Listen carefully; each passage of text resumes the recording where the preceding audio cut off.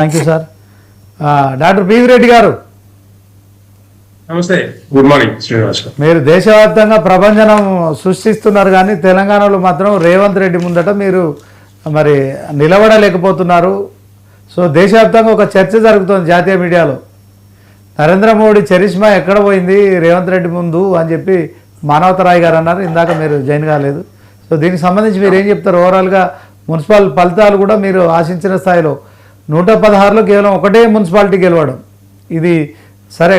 నిజామాబాదు అలాగే కరీంనగర్లో ఇక మేయర్ ఎవరవుతారు అనేది మరి కాసేపు తేలనుంది. కానీ మీరేం చెప్తారు? జాతీయ మీడియాలో రేవంత్ రెడ్డి మరి నరేంద్ర మోడీ డామినేట్ చేస్తున్నట్టు వార్తలు వస్తున్నాయి, మీరేం చెప్తారు? శ్రీనివాస్ గారు, ముందుగా మీకు 1990 వీక్షకులకి ప్యానెల్ వారందరికీ నమస్కారం. వాళ్ళ చెప్పినంత మాత్రాన అయిపోతుందా? ఈయన ముఖ్యమంత్రి ఇక్కడ తెలంగాణ రాష్ట్రంలో ముఖ్యమంత్రిగా ఉండి భారతదేశంలో మొత్తం నా మీద చర్చ జరుగుతుందంటే వాళ్ళు చెప్పుకోవడం తప్పితే, వాళ్ళ స్టేట్మెంట్స్ ఇచ్చుకోవడం తప్పితే ఎవరు కూడా వీరి గురించి మాట్లాడు. రాహుల్ గాంధీ పనికి రాకుండా పోతా ఉన్నాడు. రాహుల్ గాంధీ గురించే ఒక మనం చూస్తా ఉన్నాం కదా, పార్లమెంట్ లో చర్చ సందర్భంగా ఏం జరుగుతా ఉందో. ఆయననే పట్టించుకోవట్లేదు. రేవంత్ రెడ్డిని ఎట్లా పట్టించుకుంటారు? డెఫినెట్ గా మానవతరాయ్ గారు ఏమంటున్నారంటే సరే, రాహుల్ గాంధీ ఇష్యూ మనం కాసేపు పక్కన పెడితే, రేవంత్ రెడ్డి తెలంగాణలో బీజేపీ కూడా ఉంది, 8 మంది ఎంపీలు గెలిచారు, 2 కేంద్ర మంత్రులు ఉన్నారు, దాంట్లో నరేంద్ర మోడీ ప్రభుత్వం కేంద్రంలో అధికారంలో ఉంది, రేవంత్ రెడ్డి లాంటి వ్యక్తి మరి ఇలాంటి రిజల్ట్స్ మొన్న పంచాయతీల్లో ఇప్పుడు మున్సిపాలిటీల్లో ఎట్లా సాధ్యమవుతుంది తెలంగాణలో అని చెప్పి చర్చ జరుగుతోంది. దానికి చెప్పండి. శ్రీనివాస్ గారు, ఇది తెలంగాణ రాష్ట్రం వచ్చిన తర్వాత 3వసారి జరుగుతున్నాయి మున్సిపల్ ఎన్నికలు. అవును, ఇదే పరిస్థితి కాంగ్రెస్ పార్టీ పరిస్థితి. బీఆర్ఎస్ హయాంలో 2014 కానీ 2020 మున్సిపల్ ఎన్నికల్లో కాంగ్రెస్ పార్టీ పరిస్థితి చెప్పండి ఒక్కసారి. వాళ్ళ ఓట్ షేర్ ఎంత, సీట్ షేర్ ఎంత, వాళ్ళకి ఎన్ని వచ్చినాయి? 2020 తీసుకుందాం పోనీ, 524 వార్డ్స్ గెలుచుకున్నారు. 524. 2023 ఎన్నికల ముందు ఏ ఎలక్షన్ లో పోటీ చేసినా కూడా కనీసం డిపాజిట్ కూడా రాలి కాంగ్రెస్ పార్టీకి. కాంగ్రెస్ పార్టీ ఈ రోజు ఏదో, ఎందుకంటే ఒక ఎడ్జ్ ఉంటుంది. ఏ పార్టీ అయితే ప్రభుత్వంలో ఉంటుందో, అధికారంలో ఉంటుందో వాళ్ళకి డెఫినెట్ గా ఎడ్జ్ ఉంటుంది. రేపొద్దున మేము వచ్చినా కూడా 28 కానీ 29 ఎన్నికల్లో భారతీయ జనతా పార్టీ గెలిచినా కూడా మాకే ఎడ్జ్ ఉంటుంది. అధికారంలో ఎవరు ఉంటే వాళ్ళకి ఎడ్జ్ ఉంటుంది. ఎందుకంటే పెద్ద టీం ఉంటుంది వీళ్ళకి. ముఖ్యమంత్రి కానీ, మంత్రులు కానీ, ఎమ్మెల్యే కానీ, ఎంపీలు కానీ, చైర్మన్లు కానీ, రకరకాల ప్రలోభాలు పెట్టి డబ్బు ప్రభావంతో డబ్బు ఇష్టం వచ్చినట్టు పెంచి మరి గెలవాలనే ఆలోచన ఉంటుంది.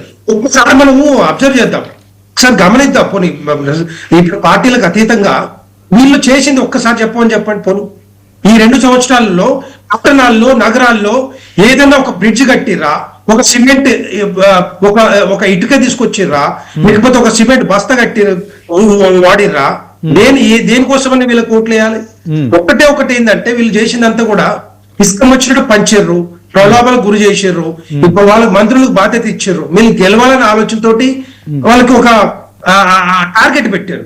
అంతేగాని ముఖ్యమంత్రి రేవంత్ రెడ్డి గారు ఆయన చెప్పుకున్నాడు, చాలా సందర్భాల్లో చెప్పుకున్నాడు. సో నేను ఏమంటున్నా, ఏ పార్టీ అయితే అధికారం ఉంటో ఆ పార్టీకి ఎడ్జ్ ఉంటది. ఒకటి, గ్రామీణ వ్యవస్థలు కూడా, గ్రామ పంచాయతీ ఎన్నికలు కూడా గది జరిగింది. రేపొద్దున మరి వీళ్ళకి కాంగ్రెస్ పార్టీ పరిస్థితి ఏముండే? అంతకుముందు చెప్పలు చేర్చుకుంటే కరెక్ట్ కాదు కదా. వెంకటరెడ్డి గారు, 15th ఫైనాన్స్ కమిషన్ నిధులు వస్తున్నాయి, 3000 కోట్లు, ఇంకొక 600 కోట్లు మన కేంద్రం నుంచి రావాలి, 3600 కోట్లు అంటే కేంద్ర ప్రభుత్వం నుంచి రావాల్సిన నిధుల కోసం ఇప్పుడు పంచాయతీ ఎన్నికలు నిర్వహిస్తున్నామని చెప్పి రేవంత్ రెడ్డి క్లియర్గా చెప్పాడు. అదే క్రమంలో మున్సిపాలిటీ ఎన్నికలకు సంబంధించి కూడా కేంద్రం నుంచి వచ్చిన నిధులతోనే అభివృద్ధి పట్టణాలు జరుగుతున్నాయని చెప్పి కూడా మీరు చెప్తున్నారు, ప్రచారం కూడా చేశారు. సో ఆ ప్రభావం కొంత స్థానికంగా ఉన్న బండి సంజయ్ కావచ్చు, అక్కడ కరీంనగర్లో ఆయన ప్రభావం కనిపించింది, అదే క్రమంలో నిజామాబాద్లో ధర్మపురి అరవింద్. సో వీళ్ళిద్దరి ప్రభావం తప్ప మరి రాష్ట్రంలో ఎక్కడ మున్సిపాలిటీలో కావచ్చు, కార్పొరేషన్లో మరి ఈ ప్రభావం ఎందుకు కనిపించలేదు? దీనికి మీరేం చెప్తారు? కొంత శ్రీనివాసం, కొంత మేము ఇప్పుడు మీరు అన్నట్టు కరెక్ట్. అది అమృత్ సిటీ కానీ, లేకపోతే అమృత్ పథకం కానీ, లేకపోతే స్మార్ట్ సిటీ కింద కానీ, యుఐఎఫ్డి అది అర్బన్ ఇన్ఫ్రాస్ట్రక్చర్ ఫండ్ డెవలప్మెంట్ కింద కానీ బోలెడంత 1000 కోట్ల నిధులు కేంద్ర ప్రభుత్వం నుంచి వచ్చినాయి.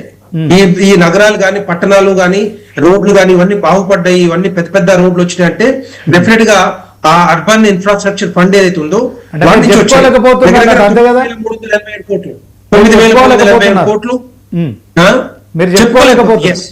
Correct correct correct. Thank you మీరు అలాగే ఉండండి. ఒక్క నిమిషం ఉండండి. 9,387 కోట్లు దగ్గర 120 మున్సిపాలిటీస్ లో 120 మున్సిపాలిటీ 9,387 కోట్లు ఖర్చు పెట్టింది కేంద్ర ప్రభుత్వ నిధులతోటి.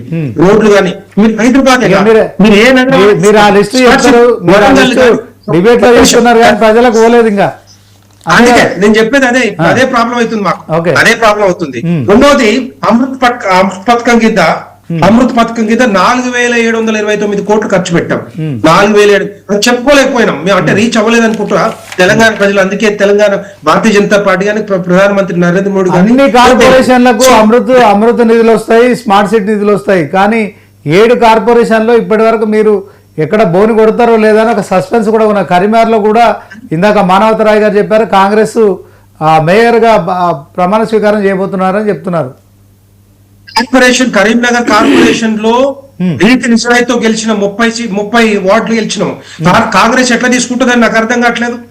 కాంగ్రెస్ ఎట్లా తీసుకుంటది? వాళ్ళకి వచ్చినాయి 14 వార్డులు వచ్చినాయి. నీతి నిజాయితీతో గెలుచుకున్నాం. మనకి ఇవ్వాలి అవకాశము. మేము గెలుచుకున్నాం కాబట్టి మాకు అవకాశం ఇవ్వాలి. అదే నిజామాబాద్ లో మేయర్ కూడా అది కూడా ఏది ఎంఐఎంతో పొత్తు పెట్టుకొని ఈ రోజు నిజామాబాద్ కూడా కార్పొరేషన్ కవరేజ్ చేసుకోవాలని కాంగ్రెస్ పార్టీ చూస్తా ఉంది. ఎంత కూడా ఏంటంటే బెదిరించి ఇష్టం వచ్చినట్టుగా కాంగ్రెస్ అంటే ముస్లిం అంటే కాంగ్రెస్, లేకపోతే ఎంఐఎం అంటే కాంగ్రెస్ అంటే ఎంఐఎం లాగా వీళ్ళు ముందుకు పోతా ఉన్నారు. డెఫినెట్ గా తెలంగాణ ప్రజలు గుర్తుంచుకుంటారు.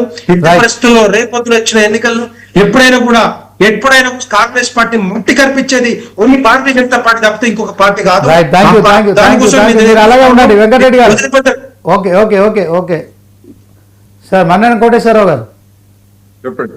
ఇప్పుడు జరుగుతున్న పరిణామాలపై మీ విశ్లేషణ ఏంటి? మొత్తానికి హంగు రావడం కావచ్చు, అదే క్రమంలో ఏ పార్టీ కూడా అంటే ఒక 52% మాత్రమే అధికార పార్టీకి మున్సిపాలిటీలకు సంబంధించిన వార్డులు గెలవడం కావచ్చు. సో మరి వీళ్ళంతా బీఆర్ఎస్ వాళ్ళు చెప్తున్నారు ప్రజల్లో బాగా వ్యతిరేకత ఉంది. మన పంచాయతీల్లో కూడా కావచ్చు, ఇప్పుడు పట్టణాల్లో కావచ్చు. ఒక స్పష్టమైన తీర్పు ఇచ్చినట్టయినా దీన్ని రానున్న జిహెచ్ఎంసీలో ఎట్లా ఉండబోతుంది, అలాగే జెడ్పీటీసీ ఎంపీటీసీ ఎన్నికలు ఎట్లా ఉండబోతుంది, మరొక రకంగా చూస్తే హంగు రావడాన్ని కూడా ఎట్లా చెప్తారు సార్? ప్రజల్లో వ్యతిరేకత ఉన్నది అనేటువంటిది సరే, బీజేపీ కావచ్చు, బీఆర్ఎస్ కావచ్చు, ప్రతిపక్షాల్లో ఉన్నప్పుడు